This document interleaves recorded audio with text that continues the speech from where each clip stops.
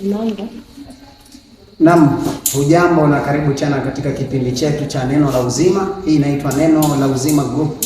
Ni kipindi ambacho kwamba kinakuja kwako kila siku ya wiki, kila siku iendayo kwa Mungu. Kuna mambo muhimu ambayo huwa tunayajadili katika kipindi hiki. Kutufuatilia kwenye mtandao wetu wa YouTube Neno la Uzima Group, utatupata pale. Leo tuko wengi kiasi, kwa hivyo tuko kama takriban watu 850 leo kwenye studio. Na tutaanza kwanza kwa utambulisho, maana tuna wageni. Mimi naitwa Christopher Biteremo, ndio mwelekezi wa kipindi, na wenzangu hapa ambao tunashirikiana nao kwenye kipindi. Kwa hivyo karibu sana. Acha tuende hivi kwa utambulisho. Karibu. Naam, naitwa Balaya Shadrack. Asante. Pia nami kwa majina ni Emmanuel Kipa.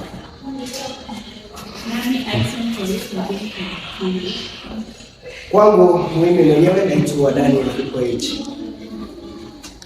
Nami naitwa Ismail Kito, mgeni katika kipindi. Karibu sana. Karibu sana.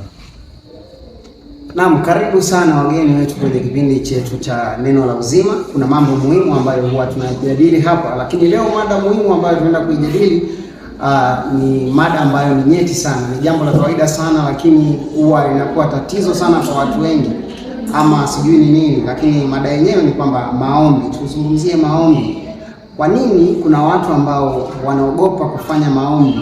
Kuna watu wanasahau kufanya maombi. Kwa nini tunatakiwa kufanya maombi? Na kwa nini tunaweza kuwa katika kundi la watu kama 50 ama kundi la watu 100, alafu ikasemwa kwamba mtu mmoja ajitokeze volunteer afanye aombe kwa ajili ya watu wengine? Unaona, inaleta mvutano.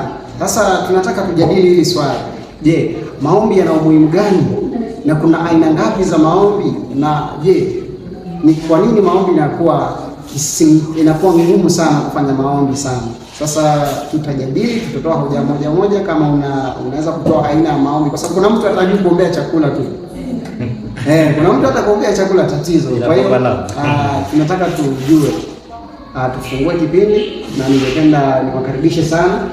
Kama una hoja tutakuwa tunasonga polepole. Acha tuanze na jirani yangu hapa, Mr. Balayo, atufungulie kipindi. Karibu na tufungulie kwa maombi, pia maombi yenyewe kwanza. Asante, tuombe. Baba wetu, katika jina la Yesu Kristo tunakupa sifa wakati huu, tunaliinua jina lako kwa sababu ni Mungu. Tunapozama katika kipindi hiki, tuomba ya kwamba Mfalme ukaachilie Roho wako akatuongoze, utuelekeze katika kila hatua, kila maoni Bwana tunayaweka mikononi mwako, kawe ndiwe kielelezo. Ni katika jina la Yesu tunaomba tukiamini. Amen. Na wenzangu wageni, karibuni ili tukajadili swala hili la maombi. Labda nianze kwa kuangalia maombi, kwa sababu gani tufanye maombi, kisha tutazama upande wa pili tukiangalia aina za maombi. Maombi yanaimarisha uhusiano wa mtu baina ya mtu na Mungu, ambapo maombi hutusaidia kuongea na Mungu, kumwelezea hisia zetu na pia kumkaribia zaidi. Jambo la pili ni kwamba katika maombi kuna kukiri uwepo na ustahimilifu wa Mungu, ambapo tunasema ya kwamba maombi hutufundisha kutegemea nguvu za Mungu badala ya kutegemea nguvu zetu sisi wenyewe. Pia katika kuomba tunapata msamaha na pia tunapata amani ya moyo. Labda mtu alikuwa amefinywa katika jambo fulani, kwa hivyo unapozama katika maombi unapata ya kwamba kuna uhuisho wa moyo. Kwa hivyo tunapomwomba Maulana au Mungu tunapokea msamaha na pia amani ya moyo.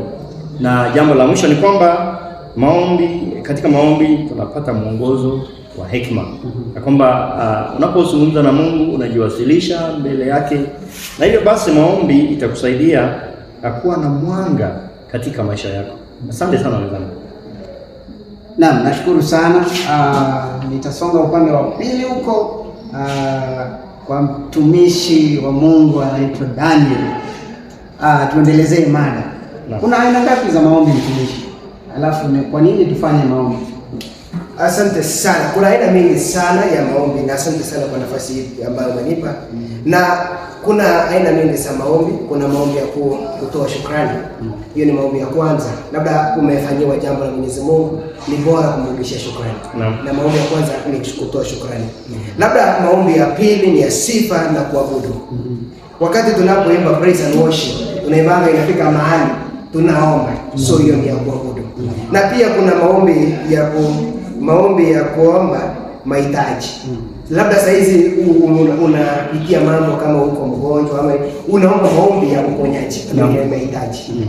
Na pia kuna maombi ya toba ambayo hiyo sasa ni wakati labda umeenda mpaka Mungu, nasikianga wakati mwingine labda umeenda hadi uko like umefika mahali uliaenda something like damn, so unakuja mahali unaombea tu. Kuna maombi ya toba. Pia kuna maombi ya kuombea wengine.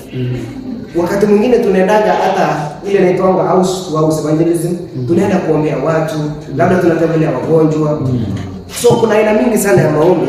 Na kuna pia maombi ya imani. Kuna maombi ya imani, hata kuna ile maombi ya kufunga. Kuna maombi mingi sana. Lakini siku ya leo tuningeweza, kwa sababu ilikuwa hoja ya leo, kwa sababu kasema mbona watu wengi wanakosa kuomba ama wanaona ni vigumu kuomba. Labda mtu amekosa jambo ile ambalo inaitwa imani. Unapokosa imani, hata unapoenda mbele za Mwenyezi Mungu hauwezi kupata kuomba. Na labda pia mtu imefika mahali kuna jambo ulikuwa unaombea na ikakawia au haijajibiwa. So hii inaweza kufanya mtu akata tamaa na kukosa kuomba pia. Na kwa sababu tu ya muda naweza kuomba hapo leo. Asante sana mtumishi. Niendelee sasa, maana wenyeji ndio tumeshaongea, tumekaribisha wageni pia watachangia hoja. Kwa mfano, mtu anataka akiamka asubuhi anatakiwa aombe maombi ya aina gani? Asante sana kwa nafasi hii. Kama tu vile nilivyojitambulisha kwamba kwa majina ni Emmanuel Kipto, na kwa mada hili ya kuomba, watu kwa ukubwa ama kwa kiasi kikubwa imekuwa ni vigumu kuomba. Na hata na venye ambavyo umeuliza ya kwamba tunapoamka asubuhi mtu anafaa kuomba maombi gani? Nadhani ama inakuanga tu kawaida ya kwamba ni lazima ukuwe umemshukuru Mwenyezi Mungu, na tunaomba maombi ya shukrani, ili yani kwa sababu imekuwa ni ulinzi wa kipekee ambapo ulilala au kujua tu ulijipata asubuhi ukiwa hai, si ndivyo? Na hivyo basi unafaa tunapoamka ni kuomba maombi ya shukrani. Hivyo basi watu wengi, ama nikiweza tu kuelezea kwa upana kidogo ya kwamba hata ukienda katika wakati wa sasa, unasema mambo ni Gen Z, na ukisikia mambo ni Gen Z, hatuna muda wa kuomba, hatuna muda wa kufuatilia ratiba ya kitambo ambapo hata ibada ingeenda masaa ingechukua lisali. Lakini kwa sasa Gen Z anaamka asubuhi kwa simu, hai anaangalia heartbreak ya jana siku nyingine. Lakini chanzo cha wewe kukua hai mara nyingine tena na yale ambayo unaitarajia kufikia kwa siku hiyo, inafaa umeanza na maombi ya shukrani. Namshukuru Mwenyezi Mungu kwa uhai, hata na uponyaji, hata na afya nzuri. Unaweza kuwa umeamka jana ulilala, ulikuwa unajihisi kichwa kidogo, lakini asubuhi umeamka uko vyema. Ni nini hicho ambacho kimefanyika na hauna maarifa yake, lakini ya kwamba Mungu alitenda jambo. So yafaa vitu zingine tusichukulie tu kama ni ile ya kawaida, lakini Mungu anakuanga wa kwanza. So hivyo basi labda tu kwa mwenye maombi ya kwanza ya asubuhi ni maombi ya shukrani. Kweli. Asante sana.